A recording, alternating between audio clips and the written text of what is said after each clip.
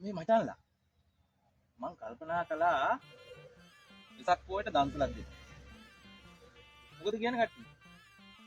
දන්සල්ද? දන්සල් දෙන එක නම් හොඳයි මචං. හැබැයි ඉතින් මේ විදියට දෙන දන්සල් නම් නෙවෙයි. එතකොට උඹ කියන්නේ මොන විදියට? දන්සල් දෙන්නේ අද කාලේ. ඇත්තම කියනවා නම් පින්තකාද? නෑනේ. දන්සල් දෙන්නේ ප්‍රසිද්ධිය ගන්න. ප්‍රසිද්ධිය. තේරුනේ නෑ බං. දන්සල් දෙනවයි කියලා මිනිස්සු මොනවද කරන්නේ?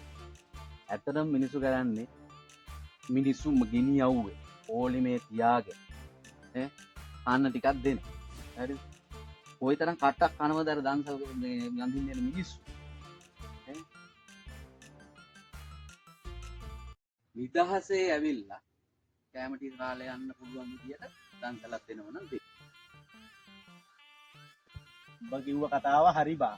ඒ වුණාට දැන් අපේ ගම්වල ඉන්න ගමේ ඉන්න මිනිස්සුયો ගමේ ගංජි විකුණන කොල්ලෙක්ට හරිය මේ කතන්දර දානෝ අරු ගංජකාරයා අරු මෙහෙමයි හරමයි කියන කරලා උට අංවඩු ගහලා උ නැත්තම් නැතිච්චයක් කරනවනේ බා. ඒ වගේ එකෙක් සමහර වෙලාවල් වලට ගමේ තියෙන පන්සලකට හරි කොහෙට හරි උදව්වට ගියොත් එහෙම මොකක් හරි විනය දහමට මොකක් හරි පරිත්‍යාගයක් කරොත් එහෙම අර එහෙම කියපු මිනිස්සුෝනේ බං උට කකුල් දෙක ඇඳලා අල්ලලා වැඳලා ගමේ ඉන්නේ උන් තනිකරම නිකන් ඌට අංක එකේ පොරක් කරනවනේ බං. ඒ වගේ උන් එක බලනකොට උඹ කියන කතාව හරි බා. සල්ලි තියෙනවා නම් මොළ බලු වැඩේ කරන්නේ. ඒ මිනිහටම තමයි මචං මේ සමාජේ කුමාර විදියට සලකන්නේ මචං. පොරාදක සුතතේක අඩියක් ගන්න කැලේ. ගිහිල්ලා ඉන්නකොට උඹත් අදාළ දෙක්ුණේ බා. එක්කලා අඩියක් ගහනවා අපි දෙන්න. ආන ඔඩ අපි ගෙනිච්ච බෝතලේ ඉවරුණා බා. හරි. වඩු ඉවරයි. ඉවරුනාට පස්සේ දැන් බොන්න දෙයක් නැහැ නේ. ඌ දැන් අඩියක් ගහන්න තිබුණා තා බෝතලයක් කියනකොට ඌ සියලුම බස්සෙන් ආ බෝසියල බඩු බෝද. ගාත්ත බෝතල. ගෑවුවා අපි දෙන්න. ආලේ ඉවර වෙන්න හදනවනේ.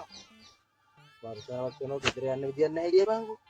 දැන් මේ ගෙදර යන්න විදියක් නැහැ. ඊට පස්සේ ගෙලින්න උඩයක් ගෙනාවා.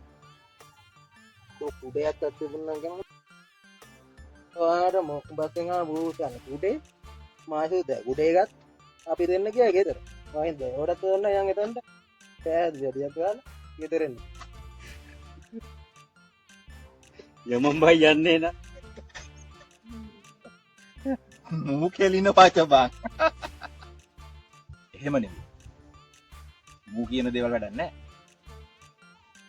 අපේ ධම්මික කියන්න වගේ අපේ මිනිස්සුන්ට කන්න බොන්න දෙනවා නම් සතුටින් කාලා බීලා යන්න දෙන්න.